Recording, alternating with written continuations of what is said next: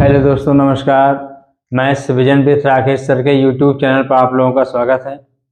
आज फाइनली हम differential equation का last topic linear differential equation with constant coefficient, इसको लगभग 2 वीडियो में कॉन्सेप्ट के साथ क्वेश्चन सॉल्व करा देंगे। फिर अगला टॉपिक जो होगा पार्शियल डिफरेंशियल इक्वेशन स्टार्ट करेंगे। ठीक है, तो मुझे विश्वास है कि आप लोग पढ़ने का खूब मज़ा ले रहे होंगे और समझ में आ रहा होगा। आप लोग कमेंट करके बताया करिए और धीरे धीरे हम आप लोगों का कोर्स कंप्लीट करा देंगे। चलिए स्टार्ट करते हैं। Linear differential equation with constant coefficient होता क्या है? लीनियर मीन्स क्या होता है? जिसका पावर क्या हो 1 हो, जिसका पावर क्या हो 1 हो, उसे क्या कहते हैं? Linear. Linear differential equation with constant coefficient को हम क्या कब कहेंगे? जब हमारा डिपेंडेंट वेरिएबल क्या हो? डिपेंडेंट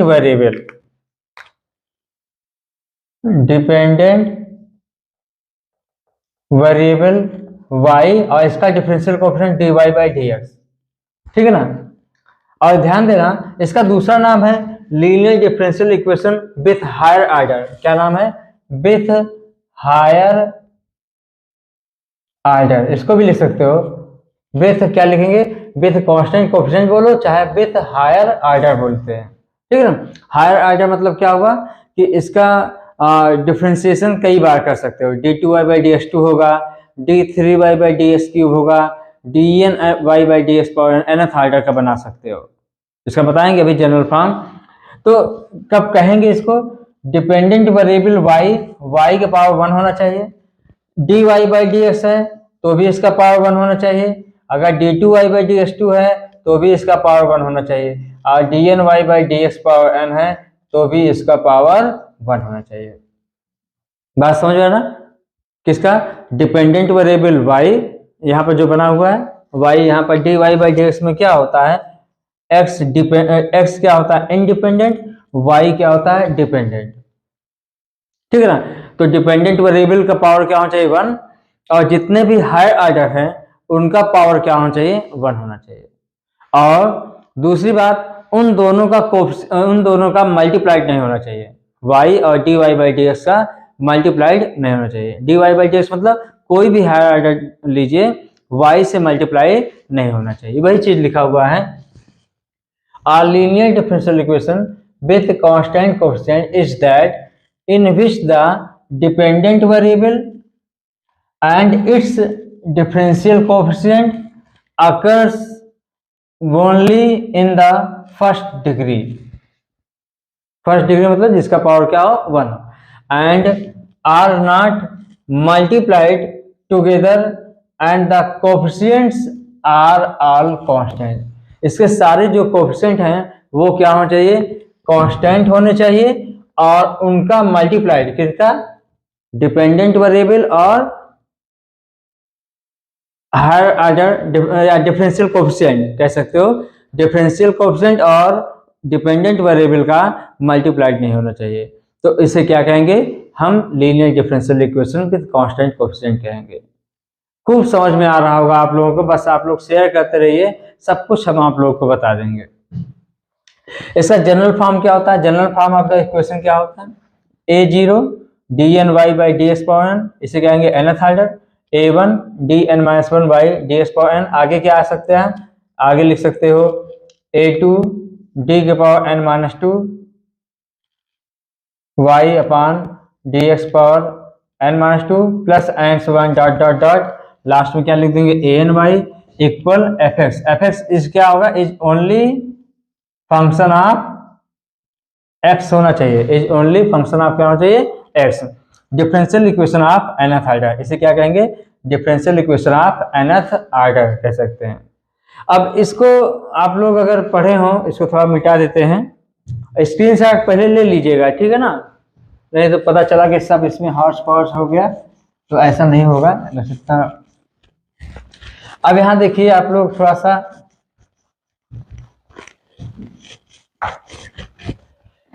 देखिए dy/dx को आप y1 भी कहते हैं और इसे d ऑफ y कहते हैं। सक्सेसिव डिफरेंशिएशन आप लोग को जब पढ़ाएंगे तो वहां बताएंगे, वैसे 12th में बता चुका है। अच्छा, आप लोग बीएससी टीजीटी पीजीटी पढ़ रहे हैं, इसका मतलब बीएससी एमएससी सब किए होंगे, वहां बताया गया होगा dy बाई डी एक्स क्या कहते हैं, डी ऑफ वाई, जहाँ डी को क्या बोलते हो, डी डी एक्स, है ना। और D two Y by D X two को क्या बोलोगे, डी टू वाई, और इसको वाई टू भी कह सकते हो। और D N Y by D X power N को क्या बोलोगे, डी के पावर एन वाई। कोई दिक्कत नहीं किसी को ना, ये समझ में आ रहा होगा। तो इस D N Y by D X power N को लिख सकते हो डी एन वाई, वाई सब में है ना, ये तो वाई बाहर कर लिया हूँ, कोई दिक्कत नहीं है।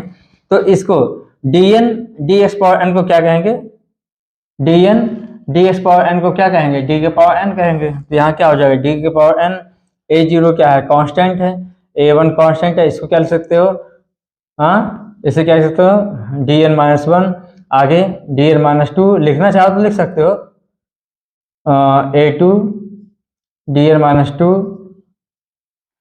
और plus dot dot dot A N, Y सब में कॉमन था, आप ऑपरेटर था, ये ऑपरेटर की तरह बिहेव करेगा। और ये क्या हो जाएगा, वाई, वाई को ऑपरेट कर सकते हो, वाई को जब हम ऑपरेट करेंगे तो क्या आएगा, D N Y, D N minus one Y, D N minus two Y, A N Y, ये हो जाएगा, ठीक है ना। इसको हम, ये डी का फंक्शन है, इसलिए हम इसका एक नोटेशन देंगे एफ ऑफ डी, डी का फंक्शन है, F of D Y equal F of X, ये क्या है, जनरल फॉर्म। कोई दिक्कत किसी को। अब इसको सॉल्व करने के लिए क्या करते हैं, इसको सॉल्व करने के लिए हम एज्यूम करते हैं y इक्वल e के पावर mx, y इक्वल क्या एज्यूम करेंगे, e के पावर mx। अगर हम पूछें dy बाई डी एक्स क्या आएगा, तो dy बाई डी एक्स क्या आएगा, आप लोगों को ये तो पता ही होगा। तो यहाँ से dy बाई डी एक्स आ जाएगा m इंटू ई के पावर mx। कैसे हुआ, चेन रूल लगा दिए, mx को t मान लेंगे, e के पावर t, ये सब समझ में आ रहा होगा। और t को अगेन डिफ्रेंशिएट करते हैं, और d ऑफ इसको क्या सकते हैं, dy बोल सकते हो ना, बोलिए, समझ में आ रहा है ना सबको। और इसके बाद फिर जब इसको डिफ्रेंशिएट करेंगे तो एक बार फिर m आएगा, ये समझ में आ रहा है, e के पावर mx का। फिर जब करेंगे तो क्या आएगा, m e के पावर mx, फिर m स्क्वायर हो जाएगा, फिर अगेन डिफ्रेंशिएट करेंगे m क्यूब हो जाएगा, अगेन डिफ्रेंशिएट करेंगे, यहाँ देखिए पावर 3 है, यहाँ 3 बार डिफ्रेंशिएट कर रहे हैं तो m का क्यूब आ रहा है, 2 बार डिफ्रेंशिएट कर रहे हैं तो m2। अच्छा ये चीज समझ में आ रहा ना, ये चीज तो आना चाहिए। d2y by D X to जब निकालेंगे तो क्या आ जाएगा, m कांस्टेंट है, e के पावर mx का जब करोगे डिफरेंशिएशन तो क्या आएगा, m e के पावर mx, ये क्या हो जाएगा, m स्क्वायर e के पावर mx हो जाएगा। बात समझ में आ रहा ना।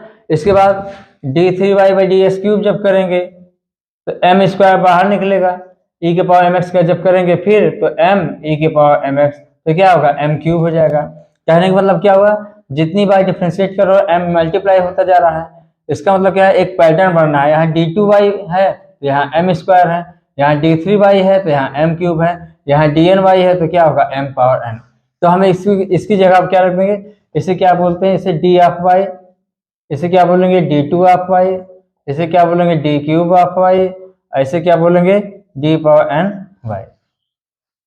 तो यहाँ रख दीजिए, यहाँ जब रख देंगे तो यहाँ देखो d पावर n को क्या लिख सकते हैं, m पावर n, e के पावर mx, e के पावर mx सब में है, e के पावर mx सब में है ना।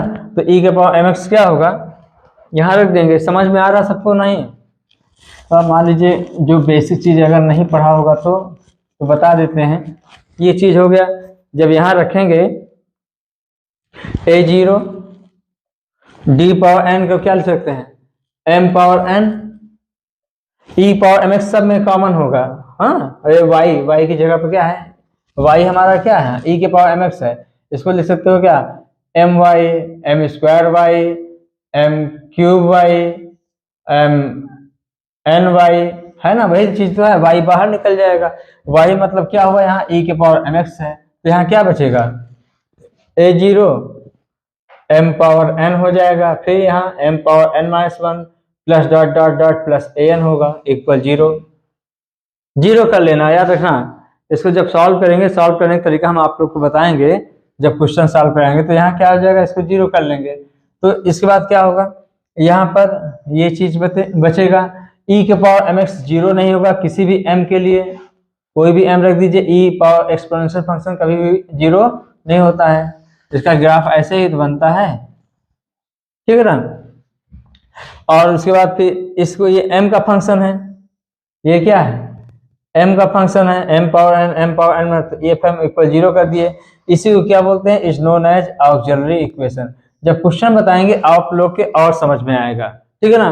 तो कहने का मतलब क्या हुआ, ये जो बताया हूं आप चाहे जाने चाहे ना जाने, जब हम आपको सॉल्व करना होगा ऑक्सिलरी इक्वेशन को, तो ऑक्सिलरी इक्वेशन बनाने के लिए पहली बात तो क्वेश्चन को इस तरह बना लेंगे, क्वेश्चन को इस तरह बना लेंगे, और जहां जहां डी है वहां रिप्लेस कर देंगे m से।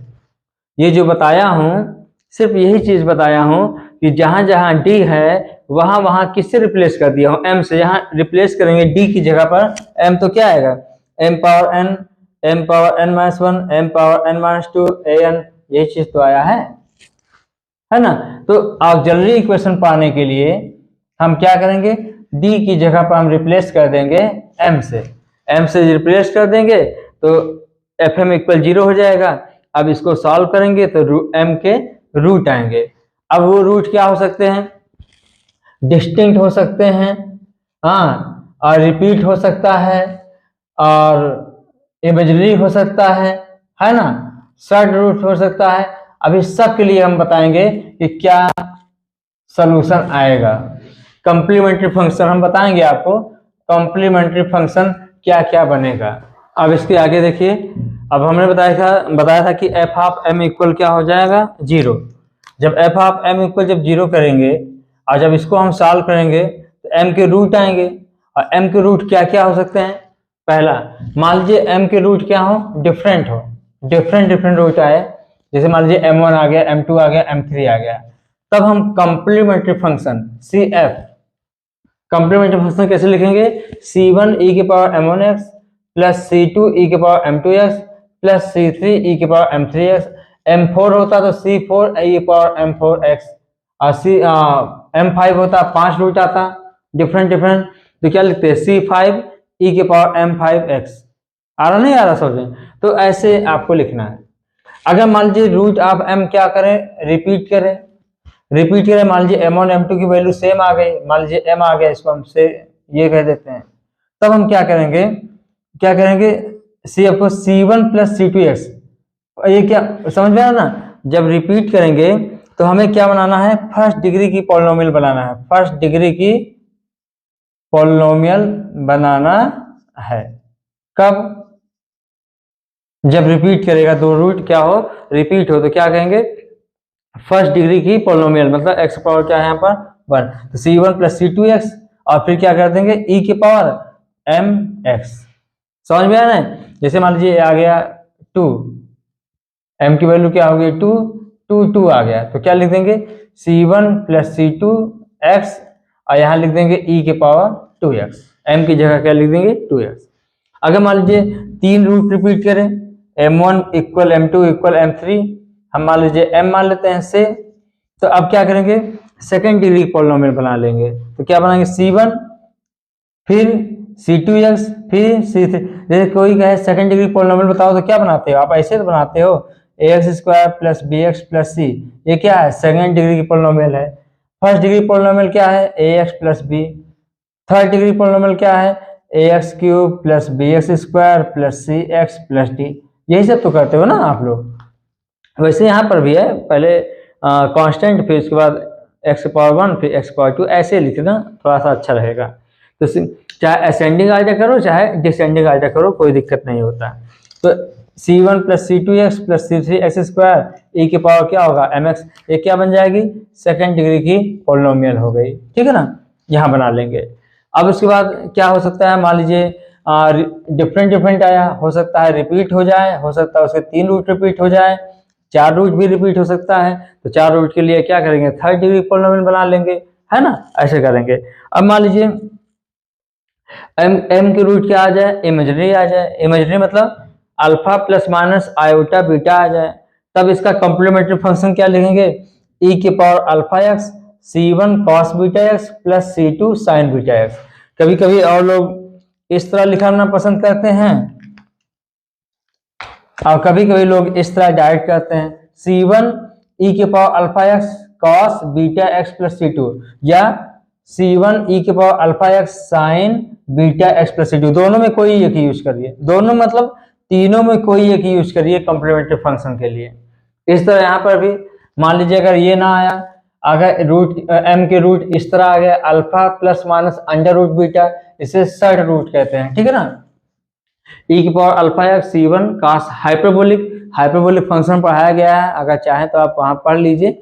सी ई के power alpha x C one cos hyperbolic root beta x, और एक्स थोड़ा बाहर रहेगा, नहीं सोचो कि इसी में हो जाएगा, C plus C two sine hyperbolic root beta और बाहर एक्स होगा, कोई दिक्कत। कभी कभी और लोग इस तरह भी लिखना पसंद करते हैं, सी वन ई के power alpha x cos hyperbolic root beta x plus C two, ये हो जाएगा। या सी वन ई की power alpha x sine hyperbolic root beta x plus C two, आप कुछ भी लिख सकते हैं, इन तीनों में कोई भी लिख सकते हैं, कोई दिक्कत नहीं, कॉम्प्लीमेंट्री फंक्शन सबका सब सही है। फिर उसके बाद हम बात करते हैं, ये तो नोट हो गया होगा, ये मिटा दे इसको, ये हुआ। अब इसी तरह हम क्या कहते हैं, सी एफ निकालेंगे, कॉम्प्लीमेंट्री फंक्शन निकालने के लिए हम क्या करेंगे, साफ साफ आपको बता देते हैं, भाई क्वेश्चन बताएंगे समझ में आएगा। जब भी चाहे थर्ड डिग्री की हो, चाहे सेकंड डिग्री की इक्वेशन लिखा हो, चाहे फोर्थ डिग्री की इक्वेशन लिखना हो, तो पहले आप डी की पावर में लिख लेंगे, D power 4 plus D cube plus D square, से जहाँ जहाँ डी है वहाँ एम से रिप्लेस कर देंगे तो ऑक्सिलरी इक्वेशन हो जाएगा। ऑक्सिलरी इक्वेशन को जीरो कर लेना, एम के रूट आएगा, एम के रूट क्या क्या आ सकते हैं, या तो डिफरेंट आएगा, या तो रिपीट होगा, या इमेजिनरी रूट आएगा, या सर्ड रूट आएगा।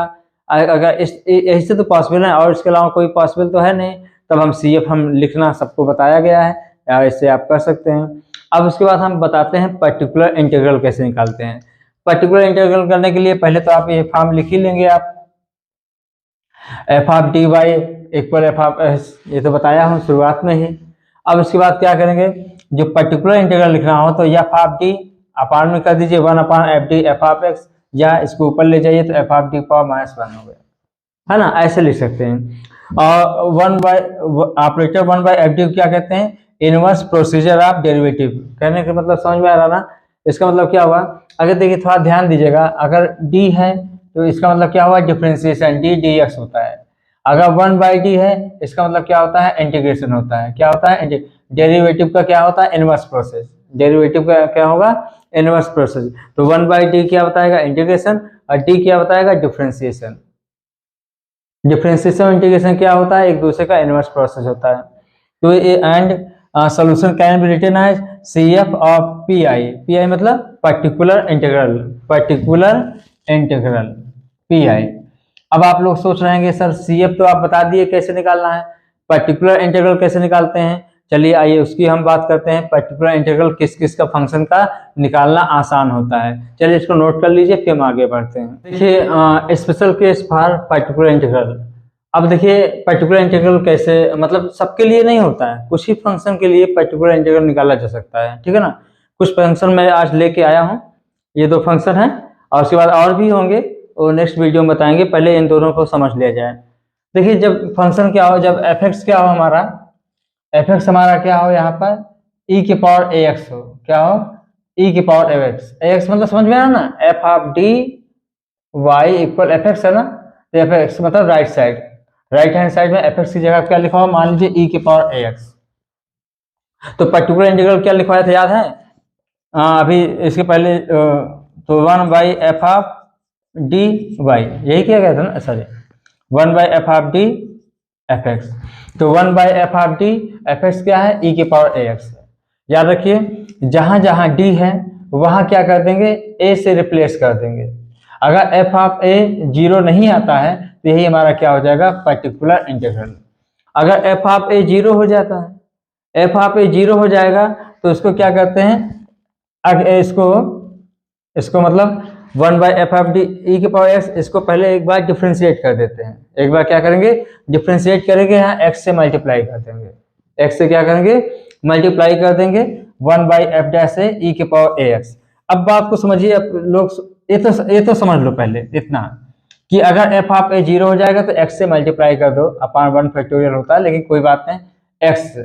इतना कंफ्यूजन करने, आप लोग को थोड़ा सा भी कंफ्यूज होने की जरूरत नहीं है।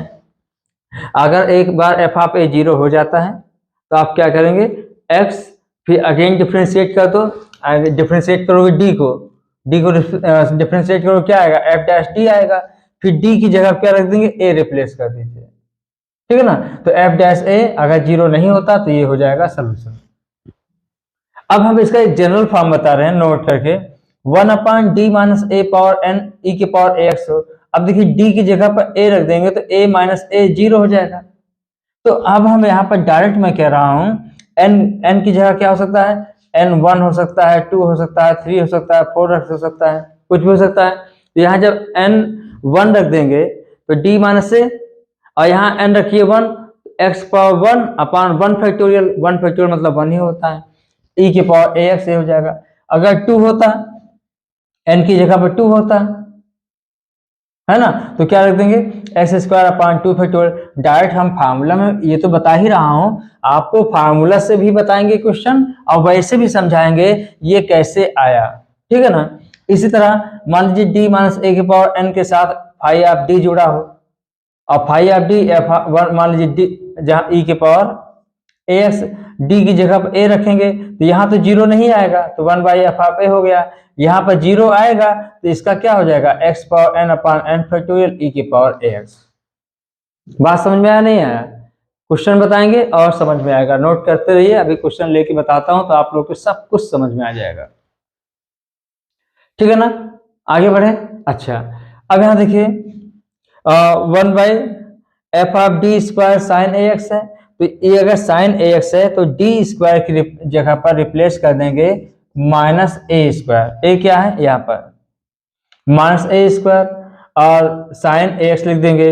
इस तरह अगर कॉस ए एक्स है तो डी स्क्वायर की जगह पर क्या रिप्लेस कर देंगे, माइनस ए स्क्वायर। अब आप लोग के दिमाग में आ रहा है अगर सर ये जीरो हो जाएगा तो आप डिफ्रेंशिएट मत करना, इसके लिए अलग बताएंगे आप लोगों को। इतना नोट कर लीजिए फिर हम क्वेश्चन बताना शुरू करते हैं, ठीक है। इतना नोट हो गया भाई, नोट कर लीजिए, हम क्वेश्चन बताना शुरू करें। चलिए अब स्टार्ट करते हैं, क्वेश्चन पर आते हैं। क्वेश्चन पर आते हैं तो आप लोग को सब कुछ समझ में आएगा, जो भी कंफ्यूजन क्रिएट हो रहा होगा सब कुछ बता देंगे आपको।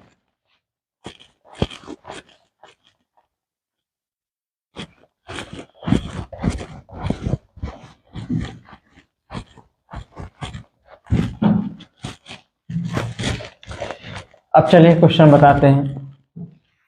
देखिए आप लोगों को समय बचाने के लिए हमने ये सब लिखा, अगर यही चीज हम पढ़ाते तो कम से कम 2 घंटे लग जाता, तो मुझे लगता है 40 से 45 मिनट लग रहा होगा पूरा कॉन्सेप्ट बताने में, ठीक है ना। नहीं तो 2 घंटे 2.5 घंटा लग जाता। ये आप लोगों के लिए मैंने ये कदम उठाया। चलिए question, D minus 1 D square minus 2d plus 2 Y equal E के पावर एक्स, ठीक है ना। अब यहाँ देखिए ऑक्सिलरी इक्वेशन फॉर ऑक्सिलरी, वहां आपको नहीं लिखना है एग्जाम में, लेकिन थोड़ा सा बता दे रहा हूँ। ऑक्सिलरी इक्वेशन के लिए क्या लिखेंगे, m-1 m square minus 2m plus 2 equal क्या कर लेते हैं 0। याद है ना ऑक्सिलरी इक्वेशन क्या होता है, फाइव ऑफ m आया था, जो भी आया था इक्वल 0, जहां जहां d है वहां m से रिप्लेस कर देते हैं। अब इसको फैक्टर करना हो ही जाएगा, m-1 0 m square minus 2m plus 2 equal 0। यहाँ से m की वैल्यू का आगे 1 आ गई, यहाँ क्या आएगा, इसका फैक्टर होगा नहीं होगा, तो सीधा 4 लगाइए। m इक्वल क्या होता है माइनस बी, सीधा 4 सुने है ना, S square plus B X plus C का सीधा 4 क्या होता है, X equal minus B plus minus under root B square minus 4ac upon 2a, सब बताया गया है। यहाँ क्या होगा माइनस तो क्या होगा प्लस हो जाएगा, 2 plus minus under root minus 2 का स्क्वायर करेंगे 4 माइनस 4ac, a1 है c2 है 8 हो जाएगा अपान 2 इंटू 1। ये समझ में आता है आप लोगों को। ये क्या हो जाएगा 2 प्लस माइनस ये अंडर रूट क्या होगा माइनस 4 अपान 2। अब 4 का रूट क्या आएगा 2 आ जाएगा, अंडर रूट माइनस 1 क्या होता है आयोटा होता है, तो 2 प्लस माइनस 2 2 क्या लिख सकते हो इसको आयोटा। ये समझ में आता है ना सबको, इसको बोलते हैं आयोटा, इसका क्या होगा 2, ये 2 कैंसिल क्या आएगा 1 प्लस माइनस आई। यहाँ देखिए ये रूट क्या है डिस्टिंक्ट है, मतलब डिफरेंट रूट है। अब देखो कैसे लिखेंगे, सी एफ कैसे लिखेंगे, सी एफ लिखेंगे C1 M1 M2 है ना, M1 M2 ऐसे है, तो यहाँ से एक ही रूट है, C1 e के पावर M1 x लिखते हो ना, M1 यहाँ क्या है 1 है, तो C1 e के पावर क्या हो जाएगा x। अब यहाँ देखिए ये क्या है, इमेजिनरी रूट है, alpha plus minus iota beta, तो क्या लिखवाया था याद है, e के power alpha x C1 cos beta x plus C2 sign beta x, याद है, इतना याद आ रहा होगा। अब यहाँ देखिए C1 e के पावर x है, अब यहाँ देखिए अल्फा की जगह पर क्या लिखा है, यहाँ पर 1 लिखा है, और बीटा की जगह पर क्या है 1 है। अब यहाँ जब रखेंगे तो प्लस e के पावर अल्फा x, तो e के पावर क्या हो जाएगा x। अब यहाँ देखिए एक C1 एक कांस्टेंट यूज कर चुका हूं, तो अब यहाँ दो कांस्टेंट की जरूरत है, तो C1 नहीं लिखेंगे, क्या लिखेंगे C2 cos beta x, beta क्या है 1 है, plus C3 sign beta x, अब बीटा क्या है ये हो जाएगा आपका, क्या हो जाएगा बताइए, CF हो जाएगा। यहाँ तक कोई प्रॉब्लम किसी को भाई। यहाँ ये भी देख सकते हैं आप लोग को बताया जाएगा, यहाँ देखिए कितने आर्डर का इक्वेशन है, डी स्क्वायर है, यहाँ पर डी है, तो कितने कांस्टेंट जरूरत पड़ेगी 3, तो यहाँ C1 plus C2 plus C3, जितने आर्डर का डिफरेंशियल इक्वेशन होता है उसके जनरल सोल्यूशन में उतने ही आर्बिट्रेरी कांस्टेंट होता है। आप लोग को बताएंगे बाद में, जब हम पर्टिकुलर इंटीग्रल निकालेंगे तो वहां पर कांस्टेंट नहीं लगता है, सिर्फ CF में ही लगता है। यहाँ तो कोई दिक्कत किसी को, नोट कर लीजिए। अब हम निकालने जा रहे हैं PI पर्टिकुलर इंटीग्रल, ये CF आ गया, पर्टिकुलर इंटीग्रल निकालने के लिए इसको मिटा देते हैं, यहाँ तक कोई दिक्कत नहीं किसी को, है ना। आगे बढ़े, चलिए, अरे इसको भी मिटाते जा रहे थे।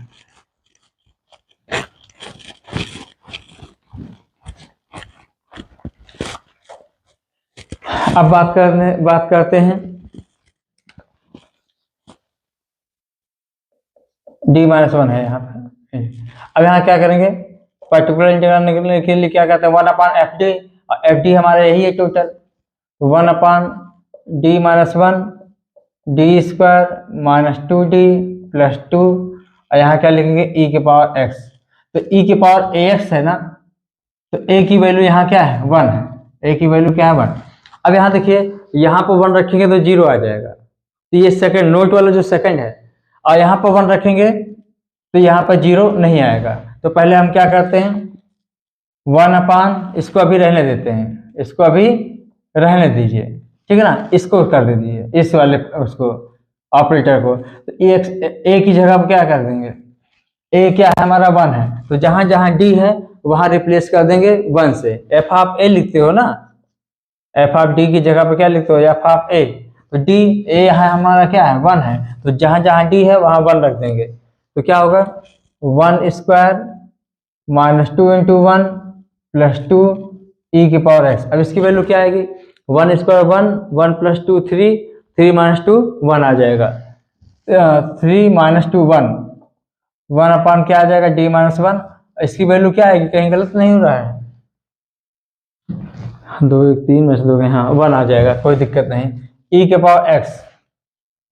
आप चाहो तो यहाँ पर 1 रखेंगे तो 1 माइनस 1 0 हो जाएगा, चाहे तो आप इसको डिफ्रेंशिएट कर दो, चाहे तो फार्मूला लगा दीजिए। एक ही बार है, यहाँ पे स्क्वायर है नहीं, क्यूब है नहीं, तो यहाँ क्या कर सकते हैं, इसको डिफ्रेंशिएट कर दो, x से मल्टीप्लाई कर दीजिए, जब इसको डिफ्रेंशिएट करेंगे d के रिस्पेक्ट में क्या आएगा 1 नहीं आएगा, e के पावर क्या होगा x, आप कुछ नहीं रखेंगे तो क्या आएगा x e के पावर x आ जाएगा। कंफ्यूजन क्रिएट हो गया, क्या लग रहा है, अगर क्रिएट हो गया तो ये अलग देखिए d माइनस a के पावर n e के पावर ax हो, ठीक है ना, तो इसका क्या होता है x पावर n अपान n फैक्टोरियल e के पावर ax होता है। तो यहाँ देख लीजिए, यहाँ D-1 के पावर क्या है 1 है, तो जहाँ n है वहां 1 रख दो, x पावर 1 अपान 1 फैक्टोरियल, तो सिर्फ क्या बचेगा x, और e के पावर ax ही है, तो ये हो गया ax, मतलब क्लियर है सब लोग को, कोई दिक्कत नहीं किसी को, हाँ। अब यहाँ देखिए देयरफॉर जनरल सोल्यूशन क्या हो जाएगा,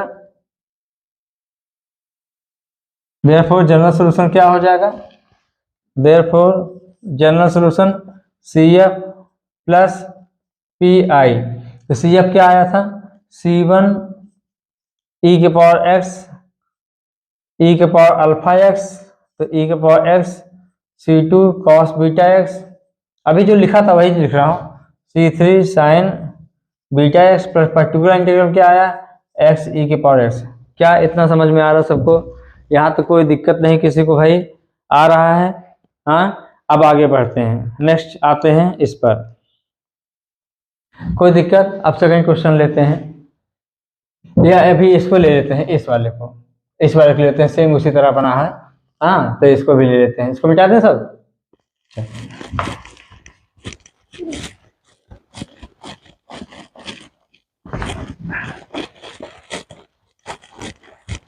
अब आइए आगे, तीसरा क्वेश्चन पहले ले लेते हैं, फिर उसके बाद, क्योंकि इसी टाइप का है, d+2 d-1 का होल क्यूब y इक्वल क्या हो जाएगा, e के पावर x। ठीक है ना? अब हम यहाँ क्या करेंगे, पहले हमें क्या बनाना है, ऑक्सिलरी इक्वेशन। तो जहाँ जहाँ d है वहाँ m रिप्लेस कर देंगे, d को m से रिप्लेस कर देते हैं।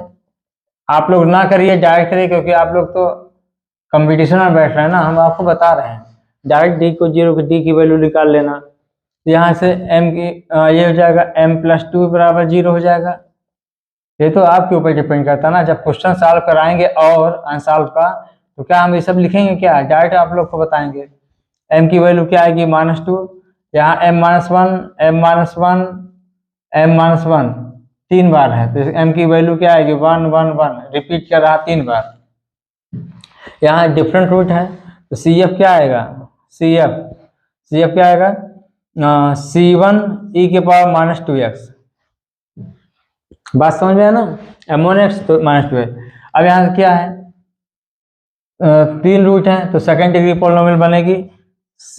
C1 यूज कर चुका हूँ, C2 + C3x + C4x² e के पावर mx, और m हमारा क्या 1 ही है, तो x हो जाएगा। ये क्या हो गया, CF। अब हमको निकालना है PI निकालने के लिए 1/FD, d+2 d-1 का होल क्यूब e के पावर क्या हो जाएगा, x। अब यहाँ देखिए, अगर देखो पहले तो हम ऐसे करते हैं, यहाँ पर ये 0 नहीं होगा, a की जगह पर 1 रखें, a क्या है, 1 है, तो जहाँ d की जगह पर a रखते हो, और a क्या है यहाँ पर 1 है, d की जगह पर a रखते हो, a यहाँ क्या है 1 है, तो 1 + 2, और यहाँ नहीं रखेंगे, e के पावर x हो जाएगा। ये क्या आएगा, 1/3। अब यहाँ d-1 का होल क्यूब है। देखिए इसको 2-3 तरीके से हम बता सकते हैं, अभी देखना, अभी इसको हम बताएंगे। पहले तो फार्मूला लगा देते हैं, d-1 e की पावर ax का क्या आएगा, x power n/n factorial e की पावर ax होता है। बात समझ में आया ना? अब यहाँ देखिए, क्लियर है सब लोग को? तो यहाँ क्या है, क्यूब है, तो क्या लिखेंगे, x³ 3 फैक्टोरियल e के पावर ax क्या है, x है। ये क्या आएगा, x³, ये 3 फैक्टोरियल मतलब क्या होता है, 3 × 2 × 1 6, 18 e की power x। Therefore general solution क्या हो जाएगा, CF + PI लिख लेंगे ना, CF क्या है, ये है, और PI क्या है, ये है, रख लोगे, हो जाएगा। अब यहाँ अगर कहो 1/d-1 का होल क्यूब e की पावर x है ना, तो मैं देखो इसको डिफ्रेंशिएट करो, जब डिफ्रेंशिएट करोगे तो एक बार x से मल्टीप्लाई कर दो, और डिफ्रेंशिएट करो क्या, 3d-1 का होल स्क्वायर e की पावर x। अब d की जगह पर a रखते हो, a क्या है 1, और 1 - 1 अगेन 0, अगेन डिफ्रेंशिएट करना पड़ेगा, एक बार x से फिर मल्टीप्लाई करो, तो x² हो जाएगा। इसका क्या आएगा, फिर डिफ्रेंशिएट करो इसको, 6d-1 आ रहा नहीं आ रहा, फिर क्या आएगा, e की पावर x। फिर यहाँ पर क्या करेंगे, फिर यहाँ पर a की जगह पर 1 रखेंगे, a मतलब d की जगह पर a रखोगे, और a यहाँ क्या है 1 है, 1 - 1 0, अगेन डिफ्रेंशिएट करो, एक बार x से फिर मल्टीप्लाई करो, x³ और 1/, क्या हो जाएगा, इसका डिफ्रेंशिएशन क्या आएगा, d की रिस्पेक्ट में 1, तो 6 e की पावर x। ये क्या आएगा, x³, इसे क्या कह सकते हो, 3 फैक्टोरियल, वही चीज तो है। तो ये चीज ना करके डायरेक्ट लगा देते हैं। यहाँ तक कोई दिक्कत किसी को, बोलिए, आ रहा है समझ में ना? आगे बढ़ा जाए, चलिए आगे बढ़ते हैं। ठीक है, चलिए नोट कर लिए इसको, हो गया है।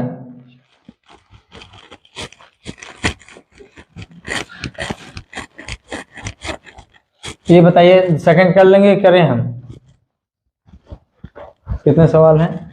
3 हो गए, 4, चलिए कोई बात नहीं, कर देते हैं एक कर देते हैं। क्या होगा? थर्ड क्वेश्चन, सेकंड क्वेश्चन क्या लिखा है? D square minus 3d plus 2 Y equal E के पावर एक्स प्लस ई के पावर 2x। अब यहाँ देखिए ऑक्सिलरी इक्वेशन क्या आएगा? M square minus 3m plus 2 equal 0। ये क्या आएगा? m minus 2 m minus 1 factor कर लोगे ना आप लोग, फैक्टर करना आता है ना। m की वैल्यू क्या आएगी? 1 2, डिफरेंट आ रहा है तो सी एफ क्या आ जाएगा? सी एफ आएगा c1 e के पावर x, c2 e के पावर क्या हुआ? 2x। अब हमें क्या निकालना है? क्या निकालना है बोलो? पर्टिकुलर इंटीग्रल 1/fd है ना। fd क्या है? D square minus 3d plus 2 e की पावर x और e के पावर 2x, यही तो है fx। अब इसको ऐसे लिख सकते हैं 1/, इसका फैक्टर हो चुका है तो d minus 1 d minus 2 factor ना। ये चीज e की पावर x में भी ऑपरेट होगा, यही चीज इसमें ऑपरेट होगा, प्लस यही चीज इसमें ऑपरेट होगा, तो हम फैक्टर करके लिख दे रहे हैं, हो जाएगा। यहाँ तक कोई दिक्कत? अब यहाँ देखिए इस वाले में यहाँ a क्या है? 1 है, और जहाँ d की जगह क्या रखते हो? a रखते हो, और a क्या है हमारा? 1 है, तो यहाँ तो रखेंगे नहीं, यहाँ रखेंगे तो आएगा 1 माइनस 2, और यहाँ क्या होगा? d माइनस 1 e के पावर x हो जाएगा, और प्लस यहाँ तो रखेंगे नहीं, यहाँ रखेंगे 1/2 माइनस 1, क्योंकि ये 0 नहीं होगा, ये 0 हो जाएगा, इसको अभी ऐसे रखे रहो। बात समझे ना सब लोग? और ये क्या आएगा? -1 आ जाएगा, ये आएगा -1, और 1/d माइनस, एक लाइन और लिख देते हैं, इसे प्रैक्टिस करने के लिए लिख रहा हूं, अदरवाइज हम डायरेक्ट कर देते हैं इसको।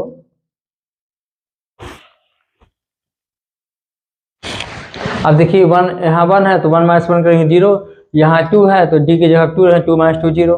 तो इसको क्या करेंगे? इसको डिफ्रेंशिएट करेंगे या डायरेक्ट फार्मूला लगा देंगे, है ना। तो क्या आ जाएगा? माइनस एक्स अपान 1 फैक्टोरियल 1 होगा, e की पावर x हो जाएगा, और क्या आएगा? x रहेगा d माइनस 2, है ना। डिफ्रेंशिएट कर देंगे इसको, x अपान 1 फैक्टोरियल वही रहेगा, e की पावर क्या आ जाएगा? 2x हो जाएगा। कोई दिक्कत नहीं किसी को ना? हाँ, दिक्कत नहीं होनी चाहिए। ये हो जाएगा। ये क्या आएगा? पर्टिकुलर इंटीग्रल आ गया, तो जनरल सोल्यूशन क्या हो जाएगा? सी एफ को लिख दीजिए, फिर पी आई को लिख दीजिए। यहाँ तक समझ में आ गया होगा भाई, नोट करिए, हम आगे बढ़े। चलिए 3 क्वेश्चन हो गया। अब हम इसकी बात करते हैं। D square minus 3d plus 2, कुछ भी ले लीजिए, चौथा पांचवा कुछ भी ले लीजिए। तो चलिए इसको लेते हैं, D square minus 3d plus 2 y equal क्या होगा? साइन 3x, है ना, साइन 3x। अब यहाँ क्या करेंगे? सी एफ तो निकाल लोगे ना, ऑक्सिलरी इक्वेशन निकाल लोगे। ये क्या हो जाएगा? M square minus 2m minus 3m plus 2 equal 0 कर लेते हैं। इसका फैक्टर क्या आएगा? m minus 2 m minus 1 0, m की वैल्यू क्या आएगी? 1 2। सी एफ तो निकल आएगा भाई, सी एफ तो समझ में आ ही गया है। अब बात करते हैं पर्टिकुलर इंटीग्रल की। क्या लिखते हैं? 1/fd, fd हमारा ये है, d इसका फैक्टर मत करो, इसका क्यों ना करें, इसलिए fx क्या है? साइन 3x है। हमने बताया अभी fd स्क्वायर था, साइन ax था, तो इसको रिप्लेस करते हैं 1/f of minus a square sine ax। याद रखना d की जगह पर a है ना, तो माइनस a स्क्वायर, ये नहीं कि माइनस a का होल स्क्वायर, ऐसा नहीं, माइनस a स्क्वायर ऐसा। तो यहाँ क्या करेंगे? ये क्या आएगा बोलो? -3² -3d + 2, तो ये क्या हो जाएगा sin 3x। फिर -9 -3d + 2, ये कितना हो जाएगा -7, है ना, -7, तो क्या आ जाएगा बोलो, ये आएगा 1/-7 -3d sin 3x, minus common ले लो, 3d + 7। अब हम क्या करें, कुछ ना करिए, इसके कंजुगेट से ऊपर नीचे मल्टीप्लाई कर दो, यही एक उपाय है और कोई उपाय नहीं है। क्या कहेंगे, 3d -7 से, यहाँ प्लस है तो माइनस से ऊपर नीचे मल्टीप्लाई कर दो, यही एक उपाय है। फिर क्या होगा, -3d -7 अपान क्या होगा, -9d² -49 49 sin 3x। फिर रिप्लेस कर देंगे, d² की जगह -a², तो क्या -a, तो क्या आएगा, ये क्या हो जाएगा 9 -3² -49, ठीक है ना, इसको मिटा देते हैं।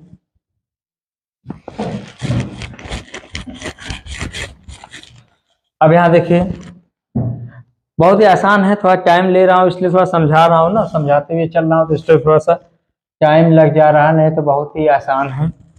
sin 3x, ये क्या होगा, -9 -81 -49 -130 अब यहाँ देखिए sin 3x, इसका समझ लो, यहाँ पर वहाँ नहीं लिखेंगे, 3d -7 sin 3x है ना, आप इसको क्या करेंगे, 3d sin 3x -7 sin 3x। अब d मतलब क्या होता है पता है ना, d मतलब होता है ddx, डिफ्रेंसिएशन। क्या होता है, डिफ्रेंसिएशन। तो बस डायरेक्ट मैं कर रहा हूँ भाई, इतना तो आना चाहिए। माइनस, ये क्या होगा, माइनस माइनस प्लस हो जाएगा, ये तो कैंसिल हो जाएगा ना ऐसे। ये क्या आएगा, 3d, इसको डिफ्रेंशिएट करेंगे, साइन 3x का क्या आएगा, 3 cos 3x, तो क्या होगा 9 cos 3x -7 sin 3x अपान 130, ये क्या हो गया, पी आई। तो जनरल सोल्यूशन क्या होगा, CF प्लस PI। CF क्या है बोलो, C1 e⁻x, C2 e⁻2x, और यहाँ क्या होगा, पर्टिकुलर इंटीग्रल क्या है 9, यहाँ कोई आर्बिट्रेरी क्वेश्चन कांस्टेंट नहीं आता है, यहाँ तो कोई दिक्कत किसी को भाई, सब समझ में आ रहा ना। यहाँ ध्यान दे, इसको कर लेंगे ना, ये हो जाएगा ना, इसको कर लेना भाई। ये पहले रूट क्या आएगा, d-2 का होल स्क्वायर हो जाएगा ना ये, तो इसके 2 रूट आएंगे, रिपीट आएंगे, तो क्या आएगा, इसको C1 + C2x e⁻ क्या हो जाएगा 2x, ये हो जाएगा। और इसको फिर फैक्टर में वो मत करना, क्या कहते हैं, फैक्टर का यूज नहीं करना, 1/, क्या लिखेंगे, d² -4d + 4 साइन क्या लिखेंगे 2x, ये पर्टिकुलर इंटीग्रल हो जाएगा, और -2²। अब सॉल्व कर लेंगे इस तरह। तो आपको हमारी वीडियो कैसे लगी, आप लोग जरूर कमेंट करके बताएंगे, है ना। और आप लोगों से रिक्वेस्ट है, सभी जो TGT PGT की तैयारी कर रहे हैं, आप हमारा वीडियो शेयर करिए और उनसे कहिए कि आप देखिए, बिना स्किप करते हुए अगर देखेंगे तो पूरा पूरा आपको समझ में आएगा। तो बहुत जल्द ही आप लोगों के बीच में हम लाइव आने वाले हैं, और जल्दी से जल्दी जितने लोग जुड़ना हो जुड़ जाएं, है ना। अगर आप जुड़ जाएंगे थोड़ा सा और मोटिवेशन मिलेगा। हाँ, अपने दोस्तों को शेयर करिए, और सभी स्टूडेंट, सभी कंपटीटर वालों से रिक्वेस्ट है कि 1 बार 2 बार कम से कम हमारा वीडियो स्टेटस पर शेयर कर दीजिए। देखिए, फ्री वीडियो मैं आप लोगों को दे रहा हूँ, कोई भी फीस आप लोगों से नहीं लिया जा रहा है, और ना ही लेंगे हम, ठीक है ना। जब हम आप लोगों के लिए इतना रात भर हम मेहनत कर रहे हैं, तो हमारे लिए इतना तो कर ही सकते हैं, ठीक है ना। आप लोग अपने स्टेटस पर लगाइए, लोगों को बताइए, हाँ, तो उसके बाद फिर मज़ा आएगा, पढ़ाने में भी मज़ा आएगा हमको, ठीक है ना। इतना तो मेरे लिए कर ही सकते हो। थैंक यू सो मच, मिलते हैं नेक्स्ट वीडियो में। इसके बाद जो भी कॉन्सेप्ट बचा हुआ है नेक्स्ट वीडियो में जा करके कंप्लीट कर देंगे, फिर शुरू करेंगे partial differential equation. Thank you.